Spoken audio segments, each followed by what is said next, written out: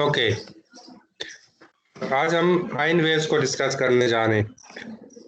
इसका जो पिछला जो लेक्चर था उसमें हमने ये बात डिस्कस की थी कि जो साउंड वेव्स हैं, साउंड वेव्स कैसे प्रोड्यूस होती हैं। सबसे पहला क्वेश्चन तो ये है, साउंड वेव्स जब भी आप किसी मीडियम में कोई डिस्टर्बेंस की वजह से वाइब्रेशंस प्रोड्यूस होती हैं और साउंड वेव्स जो है वो प्रोड्यूस होती हैं। अब ये ट्रेवल कैसे करती हैं एक रीजन से दूसरे रीजन तक, इसमें due to the collisions of particles, ठीक है। यानी मीडियम के पार्टिकल्स जब एक दूसरे के साथ कोलाइड करते हैं तो इस कोलिजन्स के दौरान पार्टिकल्स जो डिस्टर्बेंस है वो ट्रांसफर करते हैं अगले पार्टिकल्स को, वो पार्टिकल्स अपने से अगले वालों को ट्रांसफर करते हैं। तो इस तरह से ये जो डिस्टर्बेंस है ये एक रीजन से दूसरे रीजन तक ट्रांसफर होती हुई जाती है। और अगर आप जो साउंड का सोर्स है उससे काफ़ी डिस्टेंस पे भी मौजूद हों तब भी आपको साउंड सुनाई देती है। तो इसका मतलब ये होता है कि वो जो डिस्टर्बेंस है वो प्रोपेगेट करती हुई इनिशियली जहाँ पे डिस्टर्बेंस क्रिएट हुई है उस रीजन से जहाँ पे आप मौजूद हैं वहाँ तक जाती है। तो ये सब कुछ ड्यू टू द कोलिजन्स ये होता है। तो इसका मतलब ये हुआ कि जो आपकी साउंड वेव्स हैं उनमें बहुत फ्रीक्वेंटली कोलिजन्स होती हैं पार्टिकल्स की, तब इंफॉर्मेशन जो है वो ट्रांसफर होती हैं। अब अगर तो ये कोलिजन्स मौजूद ना हो, अगर मीडियम के पार्टिकल्स एक दूसरे के साथ कोलाइड ना करें तो फिर साउंड वेव्स जो हैं वो मतलब प्रोपेगेट नहीं हो सकेंगी एक रीजन से दूसरे रीजन तक। अब आइंस का केस ऑर्डिनरी साउंड वेव्स से डिफरेंट होता है। आइन वेव्स बेशक कोलिजन्स मौजूद ना हो फिर भी ये जो है ना ये प्रोपेगेट कर सकती हैं। और ये क्यों प्रोपेगेट करती हैं? इसलिए कि आइंस जो होते हैं इनके ऊपर चार्ज होता है और चार्ज की वजह से जो इलेक्ट्रिक फील्ड प्रोड्यूस होती है ये इलेक्ट्रिक फील्ड रिस्पॉन्सिबल होती है वो जो आइन वेव्स हैं उनको एक रीजन से दूसरे रीजन तक प्रोपेगेट करवाने के लिए। तो जो बेसिक डिफरेंस आपने ज़हन में रखना है ऑर्डिनरी साउंड वेव्स और आइन वेव्स का, वो क्या होना चाहिए कि साउंड वेव्स कोलिजन्स की मौजूदगी में प्रोपेगेट करती हैं, जबकि आइन वेव्स बेशक कोलिजन्स मौजूद ना हो फिर भी ये मौजूद होती हैं।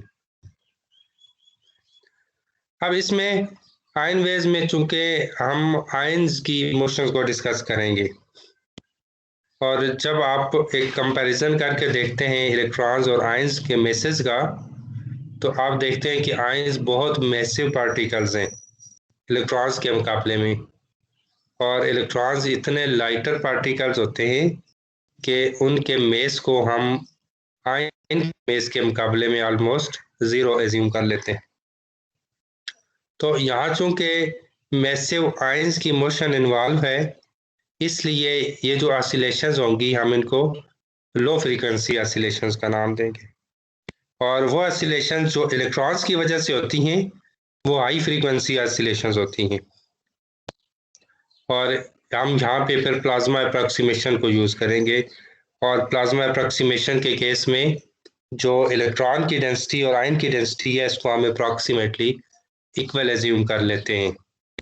और आपने ये बात याद रखनी है कि जब हम प्लाज्मा अप्रॉक्सीमेशन यूज़ करते हैं तब हम पाइसान इक्वेशन यूज़ नहीं करते। अब आप अगर ये 4.37 इक्वेशन आपको नज़र आ रही है तो ये इक्वेशन ऑफ मोशन है आयंस के लिए। तो इसमें देखें राइट हैंड साइड पे आपको मैग्नेटिक फील्ड वाली टर्म नज़र नहीं आ रही।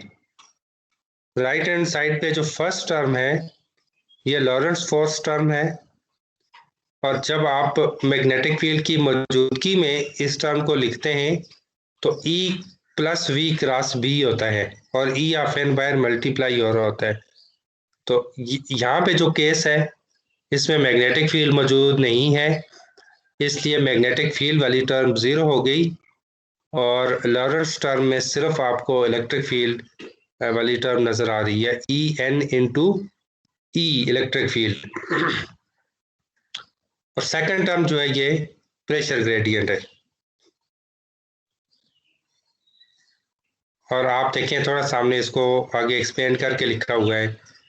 ये हमारे लिए ज़्यादा कन्वीनियंट होता है कि अगर हम इलेक्ट्रिक फील्ड को in terms of electrostatic potential express कर दें, तो ई को माइनस डेल ऑफ फाई लिखा हुआ है। डेल तो थ्री डायमेंशनल डेल ऑपरेटर है और phi is the electrostatic potential. इसी तरह से डेल पी को भी आपने इससे रिप्लेस कर दिया। अब नेक्स्ट स्टेप क्या होता है कि इस इक्वेशन को आप लीनियराइज करते हैं। तो आप देखें इसमें जितनी भी ऑसिलेटिंग क्वांटिटीज हैं आप उन सबको दो पार्ट्स में लिखते हैं। एक पार्ट तो उनका इक्विलिब्रियम पार्ट होता है और दूसरा परटर्ब पार्ट होता है। तो v को आप क्या लिख सकते हैं, v ऑफ i है, इसको आप दो पार्ट्स में जब लिखेंगे तो v i nought plus v i one.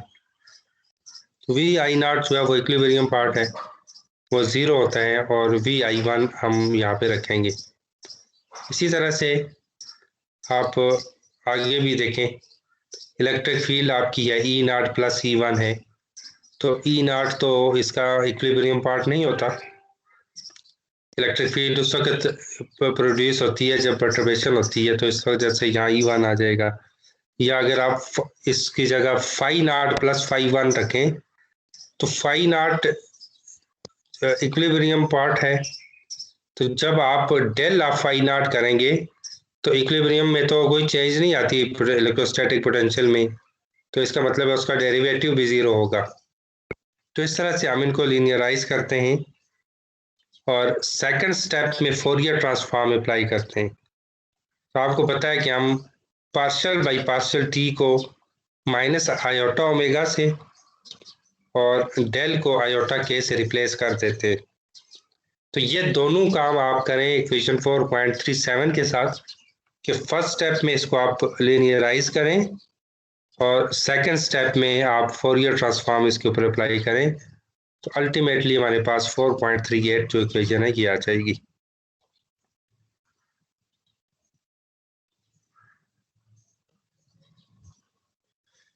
अब इलेक्ट्रॉन के लिए तो हम m equal to zero assume कर देंगे। m equal to zero assume करने का हरगिज़ ये मतलब नहीं है कि इलेक्ट्रॉन मेसलेस हो गया है, ऐसी बात नहीं है। यहाँ एक कंपैरिजन में हम इसको ज़ीरो कह रहे हैं, यानी एक तरफ आयन का मेस है और दूसरी तरफ इलेक्ट्रॉन का मेस है। तो आयन का मेस इलेक्ट्रॉन के मेस के मुकाबले में इतना ज़्यादा है कि अगर आप उस के मुकाबले में इलेक्ट्रॉन के मेस को ज़ीरो भी एज्यूम करते हैं तो आपकी जो इक्वेशंस हैं उनके ऊपर कोई ख़ास इफेक्ट नहीं होगा। तो इसलिए हम m इक्वल टू ज़ीरो कह देते हैं, यानी आयन के मेस के मुकाबले में इलेक्ट्रॉन के मेस को हम ज़ीरो एज्यूम कर रहे हैं। ठीक है, तो अब हम जो इलेक्ट्रॉन की डेंसिटी देखें, ये हम इससे पहले भी कैलकुलेट कर चुके हैं, n of e equal to this one.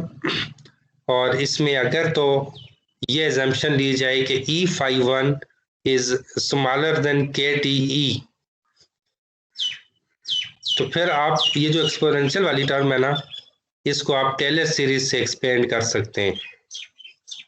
तो अगर मैं इस एक्सपोनेंशियल वाली टर्म के ऊपर टेलर सीरीज अप्लाई करूं तो एन ऑफ नॉट तो बाहर है और अंदर मेरे पास one plus e phi one by k T e plus अब ये इसके बाद जो आएगी वो स्क्वायर वाली टर्म आएगी, फिर आगे क्यूब वाली आ जाएगी। इस तरह से ये हायर ऑर्डर टर्म्स आती रहेंगी। अब आप देखें कि e phi one by k T e ये लेस देन 1 है, इसलिए कि ये एक्सपेंशन हमने ये एज्यूम करके की थी कि E51 जो है वो के टी ई से स्मॉलर है। तो इसका मतलब ये हुआ कि ये जो इनकी रेशो होगी वो लेस देन 1 हो जाएगी। अब इससे अगली जो तीसरी टर्म आएगी वो स्क्वायर के साथ आएगी, वो 1 से और ज्यादा छोटी हो जाएगी, उससे अगली टर्म और स्मॉलर होती जाएगी। तो हम जितनी आगे नॉन लीनियर टर्म की तरफ जाते जाएंगे उनकी मैग्नीट्यूड इतनी स्मॉलर होती जाएगी। ठीक है, तो इस तरह से हम क्या एज्यूम कर लेंगे कि जितनी भी हायर ऑर्डर टर्म्स हैं वो सारी की सारी बहुत स्मॉलर होने की वजह से हम उनको इग्नोर कर देंगे। तो लेफ्ट हैंड साइड पे एन ऑफ ई है, इसको जब मैं लीनियराइज करूंगा तो n1 प्लस n0 लिखूंगा। और राइट साइड पे भी आप देखें कि आपके पास अब दो टर्म्स आ जाएंगी। इस n0 को जब आप अंदर मल्टीप्लाई करेंगे तो 1 के साथ मल्टीप्लाई होके n ऑफ नॉट हो जाएगा, जो कि लेफ्ट हैंड साइड पे मौजूद n0 से कैंसिल हो जाएगा। तो इस तरह से हमारे पास राइट हैंड साइड पे सिर्फ n0 into E51 by k T E बच जाएगा, और लेफ्ट हैंड साइड पे n1 बच जाएगा। हमारे पास n0 जो आएगा वो कैंसिल आउट हो जाएगा। तो ये हमने यहाँ से इलेक्ट्रॉन की डेंसिटी निकाल ली, पर ये इसकी परटर्बेशन वाली ये परटर्ब डेंसिटी है n1, और राइट हैंड साइड पे जो n0 है ये इक्विलिब्रियम इसकी डेंसिटी है। ठीक है, अब इसके बाद ये दो इक्वेशन हमारे पास आ गई हैं। एक तो इक्वेशन ऑफ मोशन आ गई और दूसरी ये बोल्ट्जमैन इक्वेशन से जो हमने 4.39 लिखी। और थर्ड इक्वेशन जो एक और इम्पॉर्टेंट है जो हमें चाहिए वो कंटिन्यूटी इक्वेशन है। अब आप आयन के लिए कंटिन्यूटी इक्वेशन लिखें, उसके बाद आप उस कंटिन्यूटी इक्वेशन को लीनियराइज करें। थर्ड स्टेप में आप फोरियर ट्रांसफॉर्म उसके ऊपर अप्लाई करें। तो ये सारे स्टेप्स परफॉर्म करने के बाद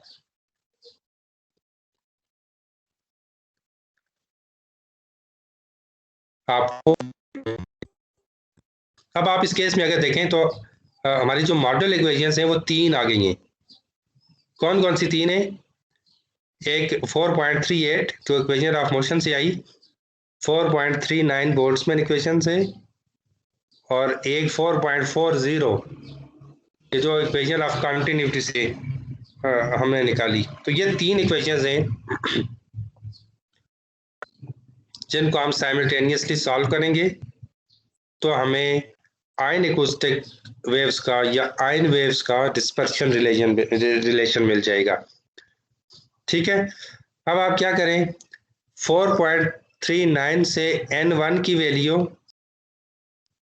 4.39 से आप phi1 की वैल्यू और 4.40 से n1 की वैल्यू ये दो निकालें, और 4.38 जो इक्वेशन ऑफ मोशन है उसमें पुट कर दें। तो आप देखेंगे कि इस तरह की कोई फॉर्म आपके सामने आएगी। अब आप इसको रीअरेंज कर लें, इक्वेशंस को देख लें कि ये वाली आपकी जो इक्वेशन है इसमें ये सारी की सारी Vi1 की फॉर्म में है। इसके अंदर जो परटर्ब डेंसिटी थी अब वो भी नहीं रही, एलिमिनेट हो गई है, और जो परटर्ब इलेक्ट्रोस्टैटिक पोटेंशियल था वो भी एलिमिनेट हो गया है। तो इस इक्वेशन के अंदर सिर्फ Vi1 रह गया है। तो आप इसको सॉल्व करें, थोड़ा सा एक दो और स्टेप्स में आगे जाएंगे तो आपको ये डिस्पर्शन रिलेशन मिल जाएगा, ओमेगा स्क्वायर इक्वल टू के स्क्वायर, और अंदर देखें तो पैरेंथेसिस के अंदर जो टर्म्स हैं तो ये आ गई हैं। इसमें फर्स्ट टर्म जो है वो अगर आप देखें इसमें इलेक्ट्रॉन का टेम्परेचर इन्वॉल्व है टी ऑफ ई, और जो सेकंड टर्म है इसमें आयन का टेम्परेचर इन्वॉल्व है टी ऑफ आई। तो जो ओमेगा के रिलेशन हम ड्राइव करते हैं प्लाज्मा वेव्स के केस में वो हमें डिस्पर्शन रिलेशन देता है वेव्स के लिए। अब इसकी थोड़ी सी डिस्कशन देखें। ये नेक्स्ट स्लाइड शो हो रही है।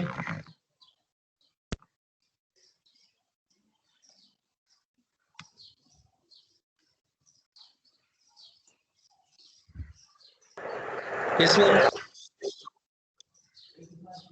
इसमें देखें, ये जो आपको एक फिगर नजर आ रही है 4.12, ये आयन एकॉस्टिक वेव्स का डिस्पर्शन रिलेशन जो है वो प्लॉट किया हुआ है।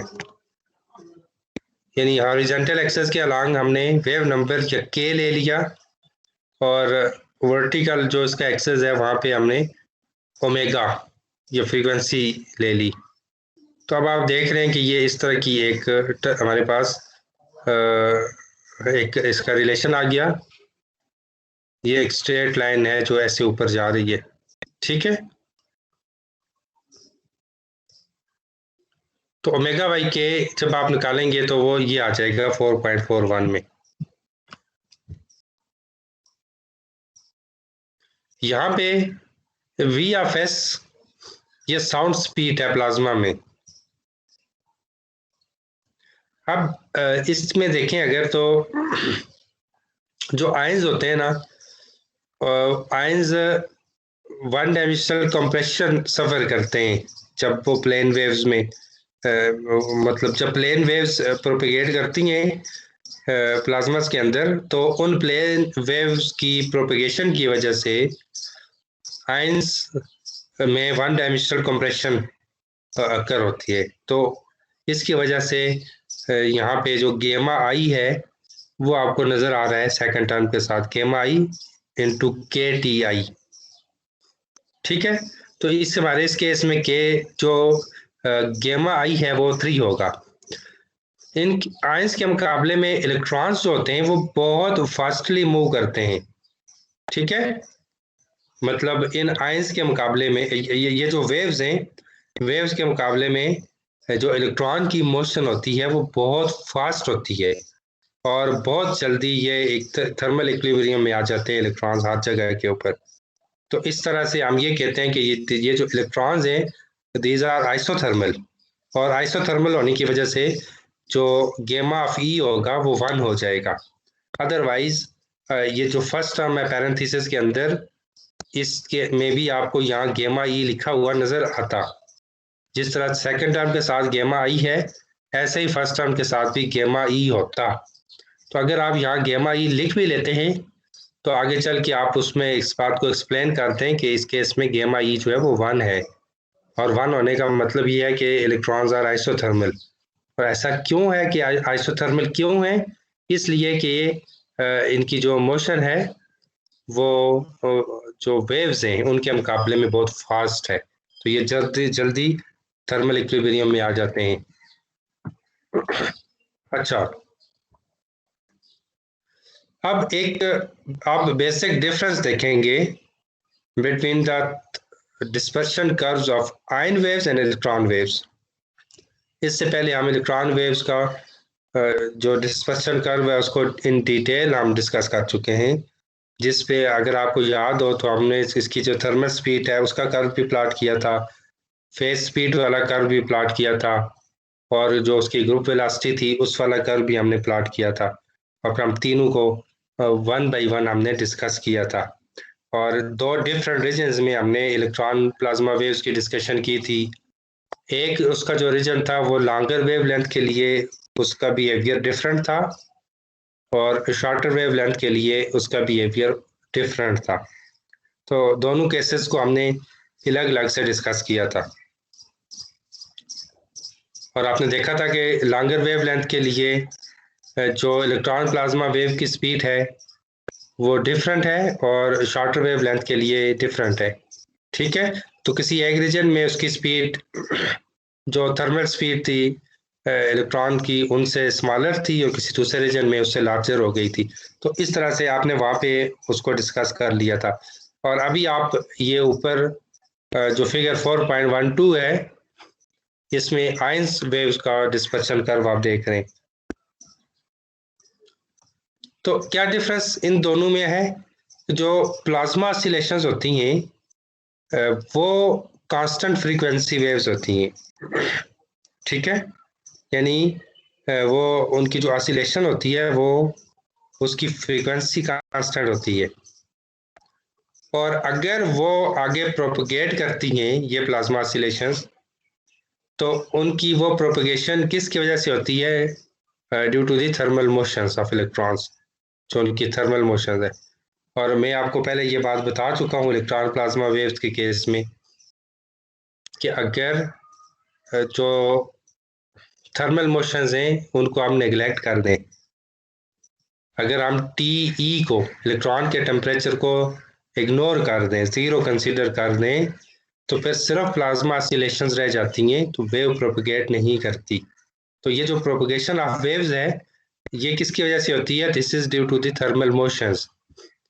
तो अब एक बात के लिए हमारी अंडरस्टैंडिंग ये बन गई कि प्लाज्मा ऑसिलेशंस जो है वो कांस्टेंट फ्रीक्वेंसी वेव्स होती हैं, और जब वो प्रोपगेट करती हैं तो वो थर्मल मोशंस की वजह से प्रोपगेट करती हैं। अब आप दूसरी साइड पे आयन वेव्स की तरफ आ जाए, तो ion waves constant velocity waves हैं, यानी ये जब प्रोपगेट करेंगी तो कांस्टेंट वेलोसिटी के साथ ये प्रोपगेट करेंगी, ठीक है। और इनकी प्रोपगेशन भी थर्मल मोशंस की वजह से ही होती है।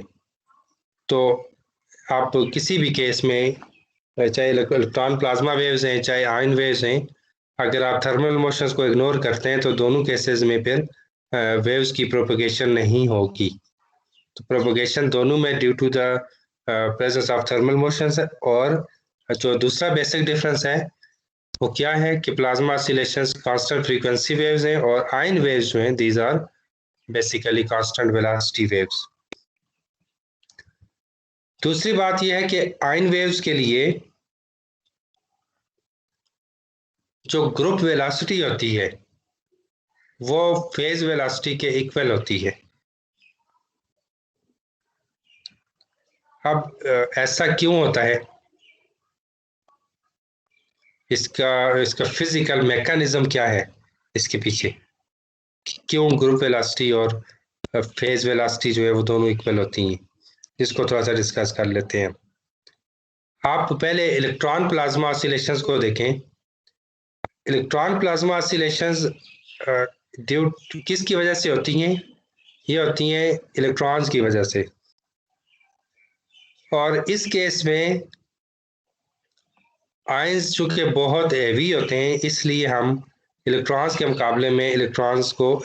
मुकाबले में हम आयंस को फिक्स्ड कंसीडर करते हैं। हम ये एज्यूम करते हैं कि इलेक्ट्रॉन्स तो ऑसिलेट कर रहे हैं, लेकिन उनके कंपैरिजन में आयंस स्टेशनरी बैकग्राउंड बना रहे हैं, और हम इस केस में आयंस की मोशन को इग्नोर कर देते हैं। तो इसका ये मतलब हुआ कि इलेक्ट्रॉन प्लाज्मा वेव्स के अंदर जो मोशन होती है वो एक ही पार्टिकल की होती है, या जो ऑसिलेशन होती हैं वो सिंगल पार्टिकल की वजह से होती हैं, और वो पार्टिकल कौन सा है? वो इलेक्ट्रॉन है। अब आप आयन एकोस्टिक वेव्स की तरफ आ जाएं। आयन एकोस्टिक वेव्स में हम आयंस के जो जो आयन का जो टाइम स्केल है उसके ऊपर हम बात कर रहे होते हैं, यानी हम आयंस की मोशन को कंसीडर कर रहे होते हैं। अब आयंस चूंकि इलेक्ट्रॉन्स के मुकाबले में बहुत हैवियर हैं, और इनकी जो ऑसिलेशन है वो बहुत स्लो होती है इलेक्ट्रॉन्स के मुकाबले में, तो जब आप एक ऐसे पार्टिकल के टाइम स्केल के ऊपर मौजूद हों कि जो स्लो हो, तो आप उसके कंपैरिजन में उससे जो फास्टर पार्टिकल है उसकी डायनामिक्स को या उसकी मोशन को इग्नोर नहीं कर सकते। तो इसलिए जब आप आयन अकॉस्टिक वेव्स की बात करेंगे, जब आप इलेक्ट्रॉन्स की मोशंस को डिस्क्राइब करेंगे, तो अब आप आयंस की मोशंस के साथ साथ इलेक्ट्रॉन्स की मोशंस को भी कंसीडर करेंगे, ठीक है। यानी आयंस के मुकाबले में आप इलेक्ट्रॉन्स को फिक्स्ड नहीं कह सकते, लेकिन इलेक्ट्रॉन्स के मुकाबले में आप आयंस को फिक्स्ड कह सकते हैं। अब होता क्या है कि जब आप आयंस की इमोशंस को डिस्कस कर रहे होते हैं, तो ये जो इलेक्ट्रॉन्स होते हैं ना, ये आयंस के अलांग पुल्ड होते हैं, और ये शील्ड आउट कर देते हैं इलेक्ट्रिक फील्ड को जो आयंस की वजह से जनरेट हुई होती है। हाँ, अब यहाँ पे एक और बहुत इम्पॉर्टेंट बात जो याद रखने की है कि ये जो शील्डिंग होगी, इलेक्ट्रॉन जो शील्ड आउट करेंगे आयंस की वजह से जो इलेक्ट्रिक फील्ड है उसको, तो ये परफेक्ट शील्डिंग नहीं होगी। थोड़ा सा अपने माइंड्स में आप रिकॉल करें, पिछले किसी लेक्चर की तरफ जाएं जहां मैं आपको डिवाइस शील्डिंग का कंसेप्ट दे रहा था। तो वहां हमने ये बात डिस्कस की थी कि अगर तो थर्मल मोशंस ना हो तो उस वक्त जो शील्डिंग होगी वो परफेक्ट होगी, लेकिन थर्मल मोशंस की मौजूदगी में थर्मल मोशंस की मौजूदगी में पोटेंशियल कुछ potential for example of the order of के टी बाई ई, इतना पोटेंशियल लीक आउट कर जाता है। तो इसके लीक आउट करने की वजह से जो शील्डिंग है वो परफेक्ट नहीं रहती। और क्यों लीक आउट करता है ये पोटेंशियल? ये जो इलेक्ट्रॉन्स की थर्मल मोशंस होती हैं उनकी वजह से करता है। ठीक, ओके। अब होता क्या है कि जो आयंस होते हैं, आयंस की वजह से कंप्रेशन और रेयरफेक्शंस ये वाले रीजन्स फॉर्म होते हैं, बिल्कुल वैसे ही जिस तरह से ऑर्डिनरी साउंड वेव्स के केस में हमने डिस्कस किया। और ये जो कंप्रेस्ड रीजन्स होते हैं तो ये एक्सपेंड होते हैं इनटू रेयरफेक्शंस। दो पॉसिबल इसके रीजंस हो सकती हैं। फर्स्ट वन इज कि जो आयन की थर्मल मोशंस हैं वो आयंस को स्प्रेड आउट करती हैं, और इस इफेक्ट की वजह से ऊपर जो डिस्पर्शन रिलेशन हमने निकाला है उसकी सेकंड टर्म आती है। ठीक है, सेकंड टर्म क्यों अराइज होती है? जो आयंस के वेव्स के का डिस्पर्शन रिलेशन है इसमें, वो जो आयंस की थर्मल मोशंस हैं उनकी वजह से आयंस स्प्रेड आउट हो रहे हैं, और उनके स्प्रेड आउट होने की वजह से सेकंड टर्म अराइज होती है।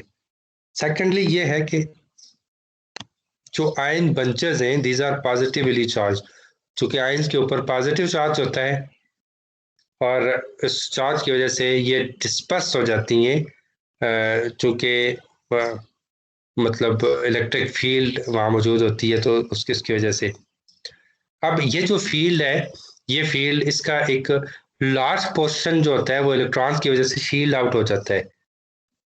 अभी जैसे मैंने ऊपर डिस्कस की ये बात कि इलेक्ट्रॉन्स आयंस को फॉलो करते हैं और फिर वो शील्ड आउट कर देते हैं इलेक्ट्रिक फील्ड को। तो मोस्टली जो इलेक्ट्रिक फील्ड का पोर्शन होगा उस पोर्शन को ये इलेक्ट्रॉन्स शील्ड आउट कर देंगे, और उसका कुछ पोर्शन उस इलेक्ट्रिक फील्ड का उसका कुछ पोर्शन मौजूद होगा कि जो इन आयन बंचेस को डिस्पर्स करेगा। ठीक है, तो ये अगर आप ऊपर देखें जो फर्स्ट टर्म आई है, यानी जो फील्ड मैंने आपको बताया ना, शील्ड आउट होने से जो फील्ड बच जाएगी उसकी, तो वो मतलब उसका कुछ पोर्शन होगा, और वो जो इलेक्ट्रॉन्स हैं उनकी जो थर्मल एनर्जी है उसके प्रोपोर्शनल होंगी जो आयंस के लिए अवेलेबल है। तो उसकी वजह से फर्स्ट टर्म जो है वो डिस्पर्शन रिलेशन की वो अराइज हुई है। और इस पे एक और बात जो इम्पोर्टेंट है कि आयंस अपने इनर्शिया की वजह से ओवरशूट कर जाते हैं, और फिर उनके ओवरशूट करने की वजह से जो कंप्रेशन और रेयरफेक्शंस के जो रीजन्स हैं वो दोबारा से रीजनरेट हो जाते हैं। इन जो वेव बच होगी उस वेव से दोबारा से ये रीजनरेट हो जाएंगे। अब आप डिस्पर्शन रिलेशन अगर आप देखें 4.41,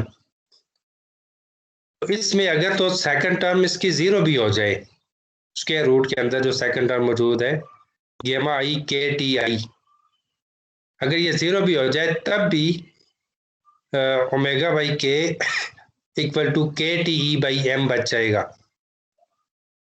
यानी कि फिर भी इसकी जो फेज स्पीड है वो जीरो नहीं होगी। तो इस केस में जो एकूस्टिक स्पीड है वो फिर सिंपली के टी ई बाई एम और उसका स्क्वायर रूट ही आ जाएगी। अब आप देखें कि जो एकूस्टिक स्पीड है वो किस किस चीज़ पे डिपेंड कर रही है? इलेक्ट्रॉन के टेम्परेचर पे डिपेंड कर रही है, टीई। और टीई आपको नज़र आ रहा है कि ये डायरेक्टली प्रोपोर्शनल है वीएस के।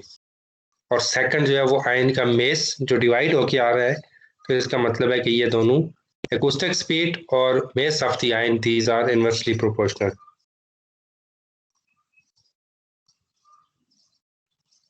Okay.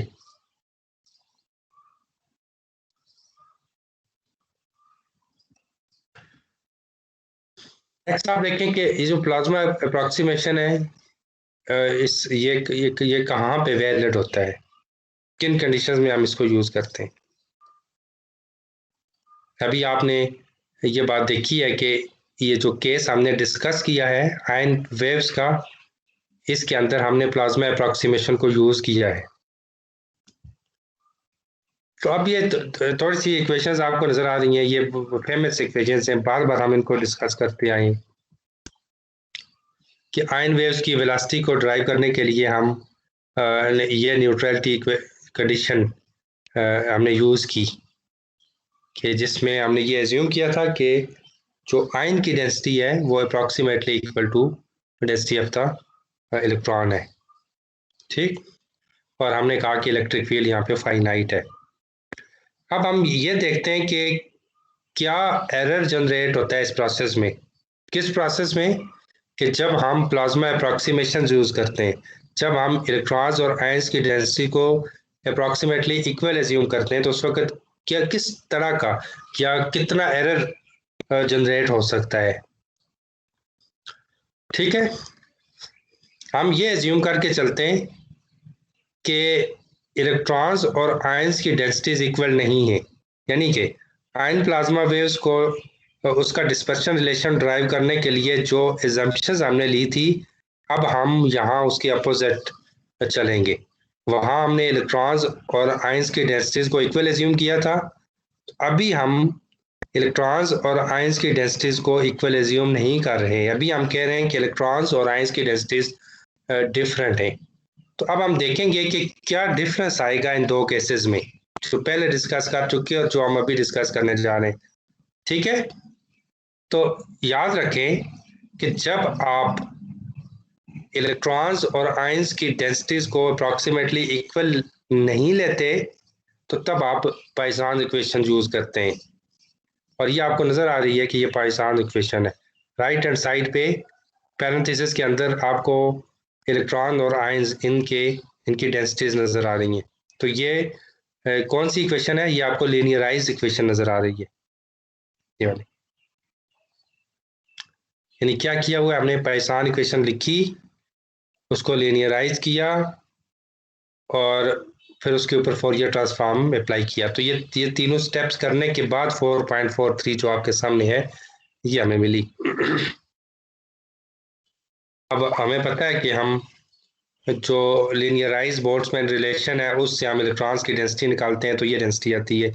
अभी इससे पिछले केस में हमने निकाला था। इसको आप बैक इन 4.43 पुट करें और आप देखेंगे कि इसमें n nought e squared by epsilon nought k T e, ये वाली जो टर्म आई है, ये inverse of the square of the Debye length है। यानी ये सारे का सारा रिप्लेस हो जाएगा 1 divided by lambda D square से। बाई उसकी डेफिनेशन अगर आप देखें ना डिबाई लेंथ की, तो ये बनेगी, तो ये उसका इनवर्स है। तो इसीलिए 4.45 की ये जो दूसरी इक्वेशन है इससे नीचे वाली, इसमें लेमडा डी इन्वॉल्व हो गया। और इसी तरह से अगर आप जो आयन कॉन्टिन्यूटी इक्वेशन है उसको लीनियराइज करें और उससे आप आयंस की डेंसिटी निकाल लेंगे Ni1। अब Ne1 भी आपने निकाल लिया, Ni1 भी निकाल लिया, तो इनको आप इक्वेशन ऑफ मोशन में पुट करें जो हमने आयन प्लाज्मा वेव्स के लिए लिखी थी उसमें। तो कुछ थोड़ा बहुत इनको रीअरेंज करेंगे इन टर्म्स को, तो आप देखेंगे कि 4.48 आपके पास ये डिस्पर्शन रिलेशन आ गया है। अब आप इन दो का कंपैरिजन करें। एक डिस्पर्शन रिलेशन आपने निकाला जहां आपने प्लाज्मा अप्रॉक्सीमेशन यूज की, कि जहां आपने इलेक्ट्रॉन्स और आयंस की डेंसिटीज को इक्वल एज्यूम किया, और अभी आपने एक डिस्पर्शन रिलेशन निकाला जहां आपने ये एज्यूम किया कि इलेक्ट्रॉन्स और आयंस की डेंसिटीज इक्वल नहीं है। तो आप देखें ये आइडेंटिकल डिस्पर्शन रिलेशंस हैं। एक टर्म इजाफी आई है 4.48 में, और वो है 1 डिवाइडेड बाई 1 प्लस के स्क्वायर लैम्डा डी स्क्वायर। ठीक है, अगर ये टर्म हम यहां से हटा दें तो ये एग्जैक्टली 4.48 जो है ये मैच करेगा ऊपर जो हमने आयन प्लाज्मा वेव्स के लिए डिस्पर्शन रिलेशन निकाला प्लाज्मा अप्रॉक्सीमेशन को यूज करते हुए उसके साथ। तो इसका मतलब ये हुआ कि जो एरर आया वो है के स्क्वायर लैम्डा डी स्क्वायर का, ये नीचे, यानी अगर के स्क्वायर लैम्डा डी स्क्वायर 0 हो जाए तो 1/1 1 ही हो जाएगा, और वो पिछले वाला केस हमें मिल जाएगा। तो फिर एरर कितना आता है के स्क्वायर लैम्डा डी स्क्वायर का। ठीक है, किस वजह से ये एरर आया, ये प्लाज्मा अप्रॉक्सीमेशंस की वजह से आया। अब आप देखें कि ये जो के स्क्वायर लैम्डा डी स्क्वायर है, इसमें जो लैम्डा डी होता है ना, डिबाई लेंथ, वो बहुत स्मॉल होता है, इसकी वैल्यू बहुत स्मॉलर होती है। और बहुत सारे जो एक्सपेरिमेंट्स परफॉर्म किए गए, उन एक्सपेरिमेंट्स में जो लैम्डा डी यानी डिबाई लेंथ की जो वैल्यू कैलकुलेट की गई वो बहुत स्मॉलर थी। ठीक है, तो इतनी स्मॉलर होने की वजह से अब अगर आप एक बहुत स्मॉल सी क्वांटिटी को डिवाइड भी कर लें तो कोई खास फर्क नहीं पड़ता आपकी प्लाज्मा अप्रॉक्सीमेशन में। देख लें, यानी कि यहाँ पे 4.48 में 1 डिवाइडेड बाई 1 प्लस के स्क्वायर लैम्डा डी स्क्वायर है। तो अगर तो के स्क्वायर लैम्डा डी स्क्वायर बहुत स्मॉलर हो जाए, 1 के मुकाबले में अगर बहुत स्मॉलर है, तो फिर आप एक बड़ी क्वांटिटी, ये बड़ी वैल्यू जो कि 1 है, उसके मुकाबले में एक छोटी वैल्यू, बहुत स्मॉलर वैल्यू जो कि के स्क्वायर लैम्डा डी स्क्वायर है, आप इसको इग्नोर कर सकते हैं। तो कहने का मतलब क्या है कि अगर आप 4.48 में के स्क्वायर लैम्डा डी स्क्वायर को इग्नोर भी कर दें, तब भी इसके डिस्पर्शन रिलेशन के ऊपर कोई बहुत ज्यादा फर्क नहीं पड़ेगा।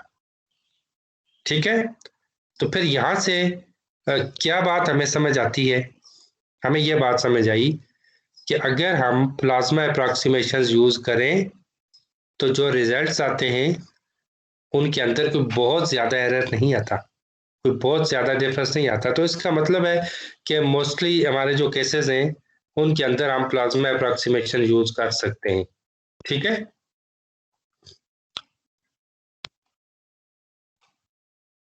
यस, ठीक है, हमने यहाँ पे इसमें ये कंक्लूजन यहाँ पे निकाला कि आप मोस्टली अपने केसेस में प्लाज्मा अप्रॉक्सीमेशन को यूज कर सकते हैं, और रीजन उसकी हमने देख ली है कि ऐसा क्यों होता है।